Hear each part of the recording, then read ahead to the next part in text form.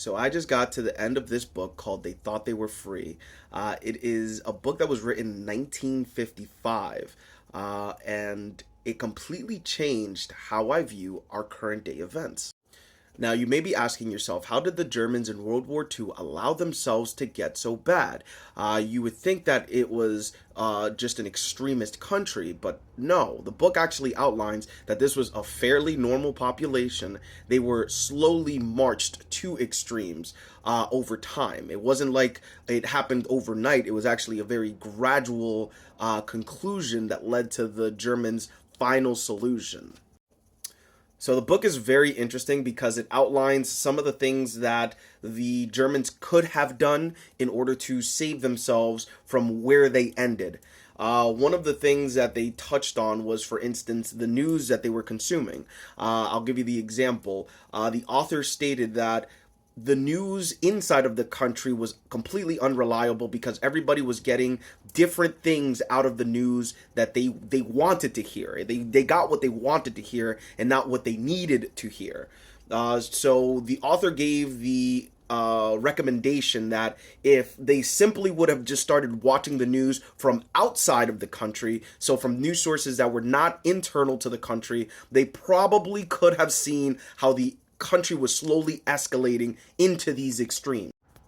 See, headlines like this are extremely dangerous on social media because, yes, it's technically true. ABC News did settle for $15 million, but it's not because he didn't R-word a woman. It's because he actually SA'd a woman, which under the law is technically different. But the average person isn't going to go in deeper into the story to figure out why they settled. They're just going to see that headline and go, well, he was right the whole time, so he truly was never lying to us. But it's a technicality. He still SA'd a woman. This now takes me to the next topic in the book that the author touched on of why they got to where they ended at. And the thing that he touched on was the fact that there wasn't a shared reality. Everybody was living inside of their own little bubble. How the author described it is that he used the analogy of everybody starting in the same cornfield, receiving the news, and then they would jump into hot air balloons, and then eventually they would elevate themselves to a point where they were so far away from each other in what they viewed as a shared reality that there was no consensus on anything that they saw coming from the news or from the state or anything like that. And we can see that today. Today we can go on social media and everybody's living in these echo chambers. The author also talks about how the society operated. He stated that this was an egocentric society, that everything was me, everything was about myself. There was no sense of a greater good for the greater man. And if you take a look around, we can see that today. The next thing that the author touches on is the fact that there was just this disdain for higher education. So when the Germans tried to infiltrate the education system, they first attempted the post-secondary school, so your colleges, your universities, and they found that it was extremely tough to get into the minds of the people at these universities and institutions because they already had such a sharp understanding of what they were doing and pushing. So they actually changed their strategy. What they did was I shit you not, the Germans elected a person who was completely unqualified in the field of education to be the head of the department. And then they infiltrated the primary schools, so from your kindergarten up, in order to start the brainwashing as early as possible so that by the time that they got to those post-secondary schools, it was already too late. Now, something that I touched on in that previous video was the fact that the first people to fall were the Christian men, the good conservative Christian men. Now, the author actually goes a little bit further in the later chapters explaining the relationship between the church and the state, and he does clarify that the church itself, like the actual real Christians, gave some type of pushback, but there was this fake Christianity that was pretty much promoted by the state.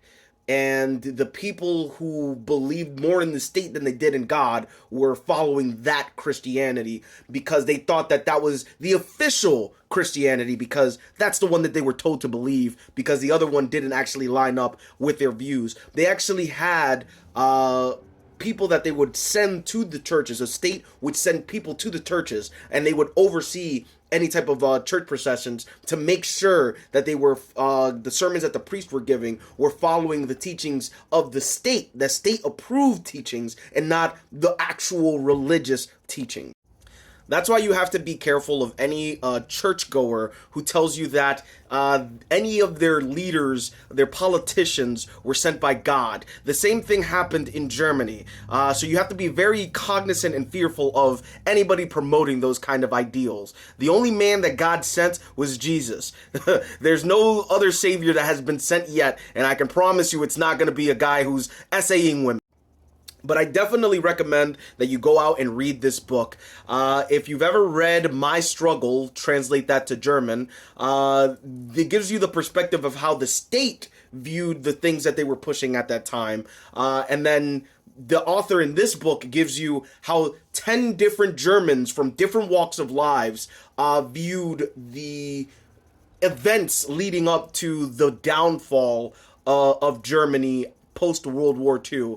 And I will tell you right now, a spoiler alert, for those of you pushing the FAFO movement, it did not end the way that you think it did. The people that pushed and voted for that ideology did not learn their lesson. The author specifically pointed out that there was no guilt. They didn't feel guilty for the things that happened after it. And they, in their minds, the people that voted for it, they actually, at the end of the day, justified a lot of it, because the election leading up to the German party taking control, they described it as voting for the lesser of two evils. That's how they described the election of Lindenberg v. Adolf.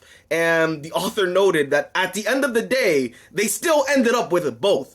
But yeah, this is definitely an interesting read. I recommend you go and read this. A 10 out of 10 book from beginning to end. And the author also, side note, the author also goes deeper into detail comparing why he believed that the U.S. would never fall for the same thing that happened in Germany. And it shows you the perspective that the U.S. had in 1955. And then you compare that to today, and you're going, that's not the same U.S. But I'm just saying, definitely go out and read that.